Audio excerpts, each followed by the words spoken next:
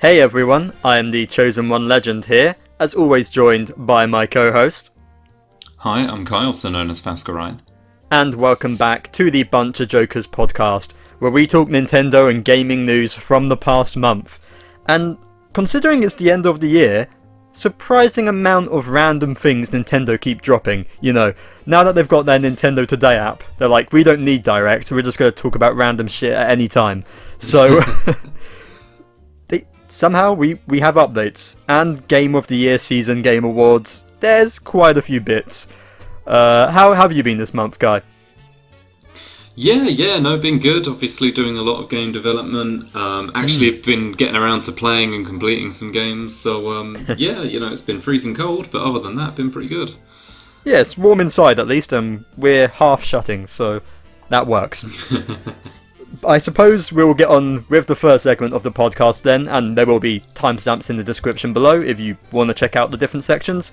But starting off with Can't Have a Podcast Without News Baby, where we go over the various highlights of the month. And as per usual, there is one that technically was last month but happened like the day after we recorded our main podcast. Animal Crossing getting an update in January where... For Switch 2 owners, you can pay like £2 or something and get better quality visuals, the use of like the mic and camera and voice chat or something, and that's mostly it. It's quite basic, but I think you can get more players online if you so want to. Mm-hmm. But free for everyone is a bunch of like new items and characters from Zelda and Splatoon, Lego items coming for your house, and the ability to sort of do dream islands where you can sort of join with other people to create basically your own second island and craft it together, and kind of a new happy home designer kind of thing on the sort of pier of your island where you can create different sort of huts for different villagers and design it how you like. Better late than never, I suppose.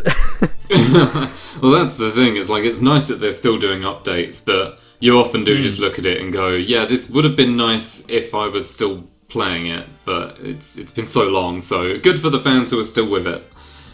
Yeah, like, this is a lot of good stuff, and I'm surprised, because they could have, like, charged £15 for the Switch 2 edition, and made all this stuff Switch 2 exclusive.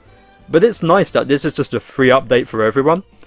It's pretty substantial, it fixes... There's things like, I can't remember because it's been so long, but I think they fixed like the storage system of being able to store more items and craft multiple like the items at the same time, which would have saved me when I made like 200 tree standees to put on my island when we were playing hide and seek. That would have made that so much quicker. I guess it's really for the Switch 2's out. Let's get some new players on it and get them back into the game and boost it up. If anything, it's interesting that it confirms we're probably not getting a new Animal Crossing on the Switch 2 anytime soon. I think that's the most interesting thing for me looking at it. But, hey, if it's free, you can't really complain, can you? No, exactly. It's nice to be there, it can't be the end of the world, and maybe this will bring some people back to it, which I imagine is the goal. I'm curious to see, what comes of it if anyone does cool stuff. Yeah, we'll see what's happening in January, but because the update is like £2 or something ridiculous, I might just buy it and check out the free stuff while I'm there. I mean, you can also use mouse mode on the Switch 2 with the update to like customize your house, that's a godsend, I suppose. So it's not unsubstantial, just maybe not targeted for us 5 years after the game came out. But hey, it's something. Another random Nintendo update, a new app, because we don't have enough of those, the Nintendo Store app, where you can now browse the eShop and sales on your phone, which you still have to go to the website to buy them, but hey, it's an improvement, it's not bad. And most interestingly, it includes playtime tracker of not just your Switch, but all your past online consoles, the Wii U and 3DS as well. So I'm like a stats sucker, so I love this, and I know you're kind of similar, Kai. Yeah. Yeah, it's incredibly detailed as well. Like, have you noticed how crazy it is? Like, for example, I sent a video in a while back of Splatoon 3, I played it daily for a year straight, I think it was. So you just scroll and it just tells you the exact playtime of every single time I played it in that year. It's mad. So very cool that they included that. And it's interesting that they actually had that information saved somewhere and just didn't use it until this random app came out. Yeah, it's what I really miss, because they've been getting worse and worse since the 3DS's play tracker. You know, they keep making it less, give you less information, but having this all together in one place, it's just fun to look at. And I still find it weird that somehow Ocarina of Time 3D is my second most played game of all time, behind Smash Bros. It's like a 12-hour game. How have I spent 250 hours in it? I'll never know. But that's being a kid, I suppose. Yeah, technically on here it says that my longest is Fortnite, because I used to leave it overnight, like multiple times, so it just racked up hours. After that it says Splatoon 3, with 300 or more hours, but I also, of course, when I'm playing games on multiple profiles, some of them aren't connected on here, like the Xenoblades. You know, sometimes it doesn't quite track them, but I wouldn't expect it to. That's too far. But cool to see what's on here at least. You know, Xenoblade 1 being my most played 3DS game is always fun. Yeah, that's my second most played 3DS game, behind, for some reason, Ocarina of Time 3D. Yeah, that's such a random one. It is. I think I must have just like left it on and like gone around the field, because I only beat it like 2 or 3 times as a kid. So I really don't. Maybe I just left it on as well. It's possible. But yeah, I mean, honestly, like, there's potential for like a video, like looking at only sort of like our top games or something. We've done something similar before on Switch, so it's just neat that it's there, and that's really all there is to it. Next up, we have big Zelda news. The Zelda movie. We've got our first sort of photos from the set. It's coming out May 7th, and we have our looks at Link and Zelda. What are your thoughts, Kai? I mean, I feel like a lot of the stuff I say is going to be similar to what was said when we first learned who the actors are. It's like, yeah, it's cool that they've gone with kind of their own designs. It looks very interesting. I do think the actors fit very well into their roles now that we've seen those pictures. You know, I think, you know, at first, especially with Link, I was like, is he going to work? But actually, once you get the blonde wig on, I think it actually suits very well. He kind of looks like Twilight Princess Link, I think. Yeah, it's probably the one I'd draw the most comparison to. It's very interesting. It's that sort of darker tunic, that sort of green. Interestingly, we don't see the hat. I reckon it'll be there, even if it's just at some small point later on or something, but we don't see that in the photo. And his tunic does have, like, sort of the Breath of the Wild styling on it, of, like, the champion tunic. Just sort of around the chest, there's like a pattern on it. So it seems like, as we suspected, they're not just like adapting one game, they're taking bits of all of them and making an original story, most likely. There's not too much we can read into that now. But it's also cool we see like Zelda's out with him, she's got like a bow, she's in like blue, so sort of inspired by Breath of the Wild. I feel like I like the direction they're taking these characters, just from the tiny bit we see in this in these screenshots. Yeah, I agree. I do like, obviously, Zelda, they're going the more Breath of the Wild style as well with the blue. Sort of, not necessarily like the royal, like, complete regal, helpless version of Zelda. This is more like a Zelda that can fight. And especially, I find it interesting that she's using a bow in the art that's being used, because obviously you've got the Bow of Light and all of that. So I get the strong feeling that this won't be a case of Link saves Zelda. It'll be more like the Mario movie where, you know, they're both kind of active, and the stakes are something different. So yeah, like I say, it's cool that they're not sort of going directly with one of the plot lines as expected. They are going to draw from a lot of them. We can probably expect certain things like a Hyrule and fighting Ganon at the end and all of those bits. Yeah. But I'm very curious, I think even more than the Mario movie, it's like, what are they going to do in the middle section of the movie? You know, the beginning's going to be, you know, the meeting and the establishment. The end's going to be the boss. What are they going to put in the middle to pad it out? What characters are they going to introduce from the rest of the series? Because outside of Link and Zelda, and you know, your gag characters like Tingle, there aren't really as many recurring characters. I mean, correct me if I'm wrong, but that you don't have them across every game. Not generally. I mean, you could get in Beedle or something like that. We do see, but that's sort of a gag character, like you say. We do see there was sort of leaked screenshots that sort of Nintendo sort of posted their official ones like directly afterwards, getting on top of it. But there was a character who people think might be Impa in those leaked ones, which would make perfect sense to have her there. She's a very common. Yes. You could do something with her and the Sheikah. I think like in the middle, it'll be interesting to see how they adapt things like dungeons into the game. I'm guessing that'll probably play a part in it. Maybe they need to locate, I don't know, it might just be like finding the Master Sword or something, and they have to go to a dungeon to get the map to it or something, and he gets a hook shot in there or something. Those sort of I can little see bits. that happening, yeah. That's cool. But although, yeah, it looks good, but we still know so little. Like, they're holding things close for now, and I'm cool with that. I'm just hyped for whenever we get like a proper trailer or something, and get to hear what they sound like and whatnot. But promising start at least, I think. Yeah, I agree. Like, I'm optimistic thus far. Like, it looks the very small bit we've seen looks good. I like your ideas about the Sheikah and the dungeons and that. I think that's a great way to fill out the middle.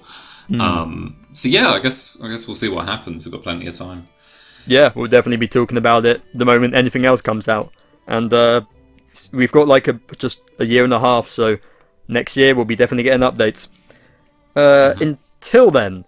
It is, of course, Game Award season. It's coming up like 5 days after this video goes up, or something like that. So, there's not too much to say, but I will go over the Game of the Year nominees, which are... I don't even know who these are, by the way. To be fair, you can probably predict... What do you think will be the Game of the Year, Kai? Before I even mention the nominees, what do you think will be the Game of the Year? Oh god, I don't keep up enough to know with the mainstream. I mean, Expedition 33 is a candidate. Yeah, that's surely the one I think. That's one of them. Oh, I don't even know who's in. Was there any more Elden Ring content this year? I feel like that's always a thing. I think there was a DLC, but it's not Game of the Year anyway. Okay, who are the other candidates? We've got Hollow Knight Silksong, Hades 2, of course, yeah. Death Stranding 2, Kingdom Come Deliverance 2, which is the only one I don't really know anything about, and DK Bananza are the nominees. So, it's going to be Expedition. Expedition 33. Yeah, like that. Honestly, I'm not going to go through all the categories here, but Expedition 33 is in like half of them. In fact, I think it might be the most nominated game. Yeah, and to be fair, I haven't played it, but by all accounts, it's amazing. So I can't fault it. But I think it's going to run away with most of these. Well, that's the thing. You see it every year. Like, regardless of if the game is good or not. I'm not saying that these games are bad, but every year the Game Awards has such an obvious, clear favourite that they want to win everything, and oftentimes that's justified. The year that Elden Ring won a ton of stuff. Like, again, to be fair, I'm not going to say that's a bad game. Baldur's Gate. Same goes for a lot of the others. Yeah. So similarly with Expedition 33, I'm not saying that it's a bad game. It's just you can tell it's been chosen as the favourite for them to win everything, regardless of what it is. It'll win the most random award where you're like, that's really like oddly specific, that it feels like you just didn't know what the other games were in the category. But no, I mean, fair enough. I think it's going to win Game of the Year for good reason. Yeah, I feel like this is a fair amount. There's not any games that I can think of that I feel like are snubbed. I'm glad Bananza made it in there. It's not going to win, but it's cool that it got that representation because, as we'll probably be hearing later, it is good and all that. Yeah. Plus, I mean, Game of the Year Orchestra. Getting remixes of Silksong and Bananza and that and Hades in there is going to be fantastic. So that's the real draw. Yeah. Bananza. The only other category I want to mention that I'm kind of mad about, which I'm always mad about this one, it's Best Soundtrack, and the fact that Mario Kart World didn't get nominated. How? Really? Yeah, it's such an insane soundtrack of like 200 and I don't care that the thoughts of like, oh, well, they're all remixes, it doesn't count. They are nothing like the original. Like, there are like major genre shifts, and there's so many of them. Plus, there are new tracks in there which are good as well. It's wild that didn't get updated. And you know what? We might as well include this here. Like, it just got an update, Mario Kart World, where you can change the volume, so you can actually have the music play louder. Plus custom items and stuff, you know. Although I'll say that, have you seen the setting for that, which is quite funny? It's just like normal and loud, isn't it? Yeah. Yeah. Yeah. Which is, you know, it's something at least. But man, was a slider that hard? I know, Funny. it's a Nintendo moment, isn't it? After like 6 To be fair, months. I don't mind because like just turn up or down the volume on the TV, duh. But still, that's quite funny. Yeah. And custom items are good. We might do some fun stuff with that. Oh, absolutely! I can see that happening. I will say, I also noticed, and I haven't seen the details on this part yet, but they changed some of the intermission tracks. It said, and I'm pretty sure the ones I saw were like might have been vaguely boring ones. So I think they've improved the most boring intermission tracks. Yes, I'm not sure they have. Yeah. Is that what it was? Okay. They've changed some of the routes to like make them less straight lines, but to have more curves on them and whatnot. More obstacles. Just obstacles, yeah. So because some of them were just going across the water, like from DK Spaceport. I recognise that. So that's a bit, like it's a bit late considering how big a game it is, but you know they're making good changes to it. I still don't like. I'm not mad that it wasn't in Game of the Year like contender. I think it's great, but I don't mind about that. But soundtrack, like how? Yeah, that's kind of mad. That I agree with you completely. Not Game of the Year, but it did deserve to have a soundtrack nomination minimum. Yeah, I mean, I'm still salty about Xenoblade 3 losing to God of War when 90% of God of War soundtrack is just da da da. But I mean, at least it got nominated. Yeah. But that's probably it. Obviously, I don't expect any big Nintendo reveals at Game Awards, but there'll probably be some interesting stuff we'll talk about next month. We won't watch it live because it's like 2 a.m. for us, but you know, it's there. And that's actually, we included America Update, so that's all we have for the month. Yeah, I guess unless there's anything else you want to mention, any other categories for the Game Awards, but I assume probably not. I didn't even realise that they were happening. I've not seen anything about them this year. I've just lost so much interest in the Game Awards because it's just like who can give us the most money and which popular game can we, you know, big up. So it's just kind of whatever. We get that orchestra and we get out. That's all we need. Yeah, literally, yes. That's the best part. I guess that's about it then for the news, but let's move things on to our next and final segment of the podcast, Games Time Baby, where we talk about the games we've been playing. And I do want to start us off here with kind of a quick one that's a bit of a repeat, because I talked about Hollow Knight Silksong like 2 months ago. I beat it, got the end credits, but I did mention there was a post-game. And by post-game, I mean an entire third act and the true ending of the game. It's one of those things. And I was watching NCS play Hollow Knight, it kind of gave me the craving for it again. It'd been a month, I was burning out on it a bit, but I thought, okay, I've taken a break now, let's try it. And I'm so glad I did, because this like shot up several places in my rankings of the games of this year after doing the third act. Like, it was so good. Like, I won't go into... You know, if you want my thoughts on the game itself, the core game, go to our podcast 2 months back, it's all there. But just for Act 3, incredible bosses, really interesting fights, crazy lore drops. I was on like the YouTube binge of Hollow Knight theory videos for like a week afterwards. But it does some really interesting stuff and a really satisfying conclusion to it all when you get that true ending. And one thing also that I didn't really get to appreciate when I was playing the game, because I was busy trying not to die, but like, the soundtrack really is so good. A lot of the boss themes in that are just complete earworms. So my appreciation for the game that I already loved, like, rose several places.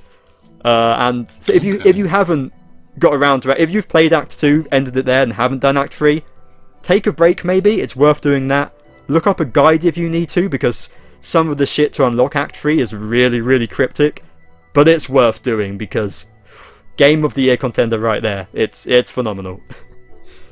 Yeah, I mean, it absolutely is. Like now that Silksong's out especially, I really need to get around to playing Hollow Knight. Like, oh yeah, I do wonder how it will go for me, because I don't really play that many platformers, admittedly, like 2D ones, but I feel like I need to try it at this point, so we'll see. I'll get there. Yeah, I'd recommend. I mean, for start, if you get it on sale, you can probably get Hollow Knight for like under a tenner nowadays. But it's less platform focused, with the exception of specific challenges, and more it's like the boss fights, the combat, and it's very much one of those take your time, don't rush in, learn patterns, and sort of. And given how you play games like Nier, that kind of fits your playstyle, I think.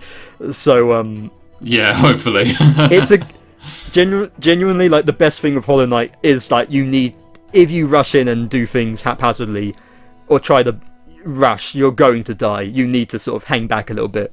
But it's fun. It's a lot of fun. And actually, on that note, I technically went back and got the true ending on Hollow Knight for the first time as well. I hadn't played that game in like 5 years. Thankfully, the skills from Silksong are transferable mostly.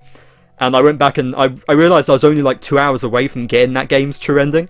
So I just did that. I was like, hey, that's done too now. So nice. Yeah, that's random. Yeah, I thought like I was just curious like how close I was, and I didn't realise I was literally on the verge of doing it. Just like one platforming challenge and then the final boss. Oh, the true final boss. So yeah, did that as well. Also great. Add them to the list. Fair enough. Yeah, I will do. What about you, Kai? What have you been playing? I think I've just got the one for this month. Yep. But it's a big one to talk about. It is DK Bananza. Of course, I'd been playing it through the last 2 months, but I properly finished it. It must have been like 3 or 4 weeks ago now, so it's been a while. Yeah. But I have 100%ed it. Got every banana, everything. You know what it is. And yeah, just man. I'll start by saying it is definitely the Mario Odyssey sequel. There's no question about it in everything the game does. It absolutely is, and it's an excellent game. You already know how much I enjoy Odyssey. And this is definitely on that level, if not even more enjoyable, just by the way that it creates some real impact. How much you can do in the game. Elephant Bananza exists, which is just overpowered as hell, and that makes it amazing. So it's just a good time. It's just a good time to go through each area and be like, oh yeah, there's like new stuff to do. It's quite simple as monkey brain when number go up. And that's it. It's just just enjoyed getting all of the things. Getting all of the fossils was a real trip, but that was good. I liked how they had a storyline going along with it this time, like a proper one compared to Odyssey. I think that really elevated the game on a lot of ways, on a lot of levels. And the music was great, the design on the areas was great. Having Pauline be voice acted makes a world of difference. I think if she wasn't, the game would be so incredibly dull by comparison. So I'm really glad about that. So overall, the game just hit every mark. It was really, really impressive to me. It's like it deserved its Game of the Year recommendation. Absolutely from it. It just does so much right, and it's just I think at the end of the day, it's just really charming. That's it. It's so bright. The goofy expressions on DK and that, and his relationship with Pauline and the little conversations they have at the rest points and whatnot. Where there's always something new there. It's just full of charm, and that kind of makes it, I think. Yeah, absolutely. That's all the difference. There's just so much charm added to it. And the ending as well. I'll say the ending overall that was a real good trip. So I was partially spoiled on it because I played the game 5 months late or however long it was, so it's not a huge deal. And it's not an entirely story-based game, so it was whatever. But even then, it was really cool because I hadn't seen all of it. Just a really, really good ending to top it all off. And I'm curious to know what your favourite layer was in the game. Ooh, that's a question. Now this is going back 5 months or something for me. Right. Or maybe less so since I beat it. I did like the music layer. You know the one I mean, right? Yeah, the groove layer. Yeah, groove layer. That was it. Maybe that one. That was the first one that stood out to me in my mind. I liked the sort of theme park layer as well. That was quite fun. Maybe one of those two. What about you?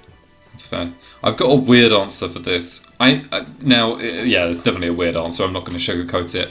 My favourite layer, kind of, is the Divide.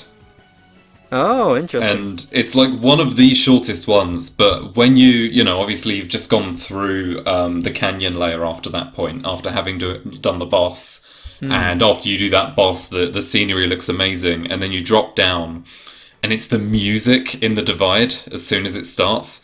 It's just got one of those very, like, ambient themes. And I just stopped there for, like, 5 minutes and was like, oh my god, this is a game. This is a very good game. Like, that was I don't know why that was the moment for me, but I was just like, man, this is it. Like, go and listen to the Divide. And it's just the best ambient theme out there. So yeah, that layer stuck with me more than any of the others, to be honest. As weird as that may sound. No, I can see that would it. be my pick. It leaves an impression when you find it. It's very distinct. So I kind of get what you mean. Yeah. So yeah, just a very cool game. I liked all the references and everything. Cool that you get some of the other DK characters, even if they're less prominent. It was just overall, just again mainly on the gameplay front, just amazing movement, and made it incredibly enjoyable. So very good time. Absolutely, it's a worthy successor to Odyssey. As like the launch year 3D platformer for the console, it's up there. It'd be tough for me to say that I prefer it to Odyssey, but I also absolutely could see someone saying that. It's comparable. Yeah, agreed. I guess I will end things off here with one final game then. One you know very well, Kai, better than me even. And that is Tactics of Eris, the game that you have been making over the past 5 years, is it? Pretty much, yeah. Yeah, that's wild.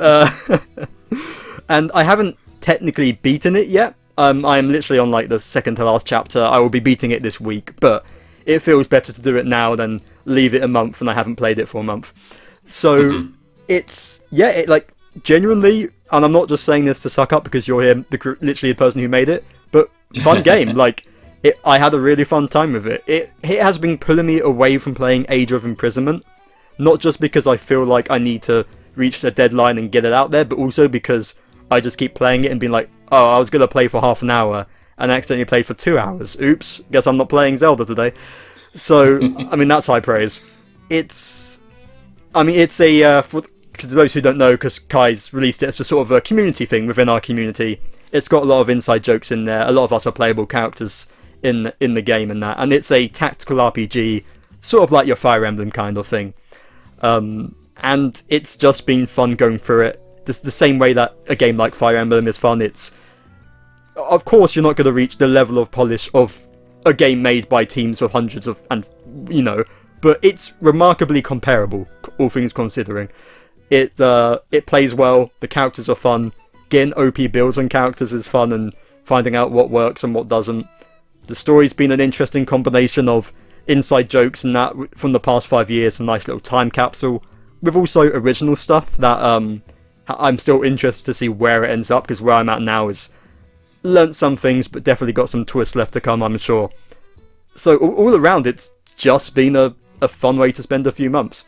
And particularly from the perspective of I was playtesting it for you. I did this before for the Freezer Crowd game, but that was obviously, much smaller scale. That wasn't really too much to do here. But it was also satisfying figuring out things like, okay, the game is crashing here. Why is it crashing? What is causing it's a puzzle this? game too. It literally is. Yeah, there was as much satisfaction from that as there was the main game, to be honest with you. Like, just figuring out bits like, okay, it's this specific, just making a save state just before and trying it like 200 different, not literally, but like 20 different ways and figuring out the common pattern. Yeah, it was fun. And I actually enjoyed that process. Heck, we even had to start from scratch at one point on the game just to redo part of it, and it's still like, no, I was still all up for going through it again. So, well done, Kai. You made a good game. I'll take it. I mean, it's been an interesting one because, yeah, I started this, like I said, years and years ago, back when I was like, I could make a full game. I was like, let's do a Fire Emblem style thing because that's always fun. You know, it's different kind of gameplay. And then as I progressed through it, it's very much like, how much is this a community thing and how much is it its own thing?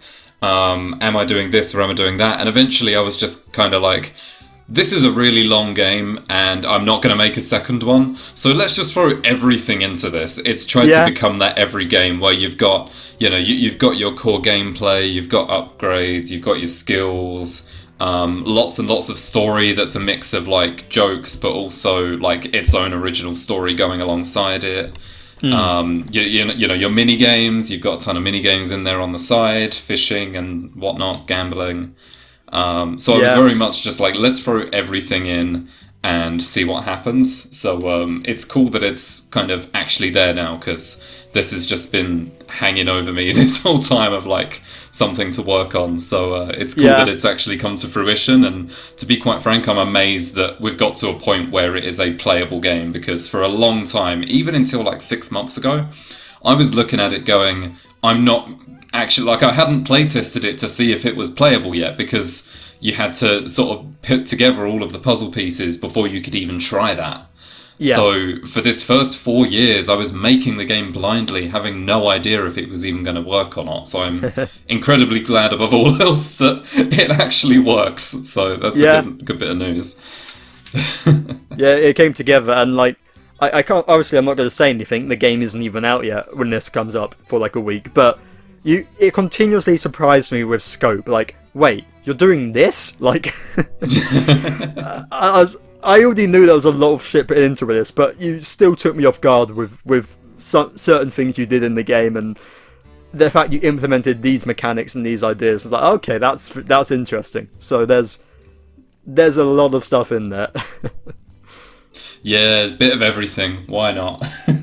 Yeah, exactly. It's it's been really good to play. I'm looking forward to seeing everyone else's sort of reactions to it. I myself, you know, I'm a pretty powerful mage in there. You know, I'm one-shot stuff with magic. So what can I say? Just like real life, right? Yeah, that's true. Just like real life, absolutely. Magic. Let's go with that. No, that's someone else's voice line. That's not yours. That's true. That's a good point. It is actually. But yeah, it was just a really fun time. I'm looking forward to getting to those final chapters, and buckle up, everyone. You're in for who's playing this. You're in for a long ride, but it's a fun one. Okay, one more question before you end it. Do you know how many hours you've got in the game right now, roughly? It's a little over 30. I think like 31 or something, I want to say. Right.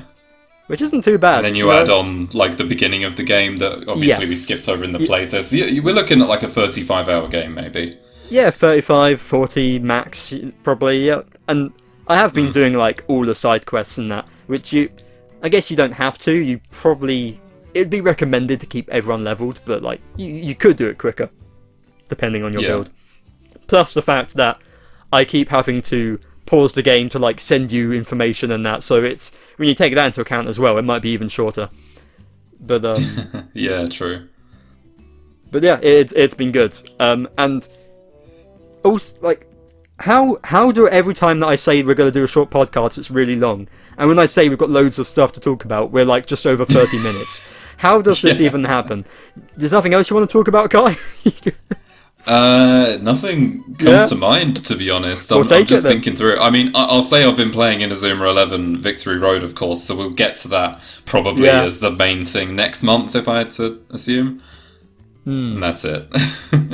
Yeah. No, I mean, next month for me, it will be, now that I'm nearly finished your game, I'll be going all in on finishing Age of Imprisonment. So that'll be it for me next month, what I'll be talking about. And of course, we'll also be talking about anything that gets announced at the Game Awards, any other random stuff Nintendo drops on us, a new app, maybe, they tend to do that these days. There's no shortage of things to talk about, and you can all find it here on BunchaJokahs, either video versions on YouTube or audio-only versions on Spotify and Apple Podcasts, pretty much anywhere you can find podcasts. And until then, where else can people find you at, Kai? Twitch.tv/Fascurreyn, where I'm playing in Azuma 11 Victory Road. I am streaming more consistently now that it's come out. I'm doing 2 or 3 times a week.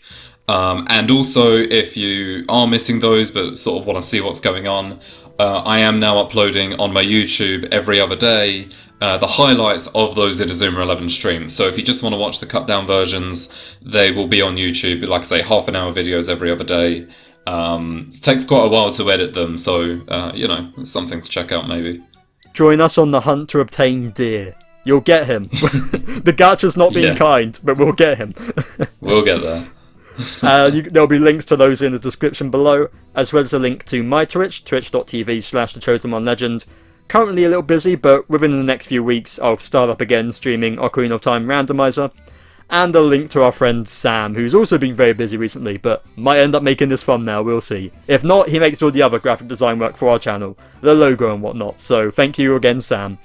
And that's about it for this month. Thank you for watching, take care, and goodbye. And happy Christmas, I guess. See ya. Bye.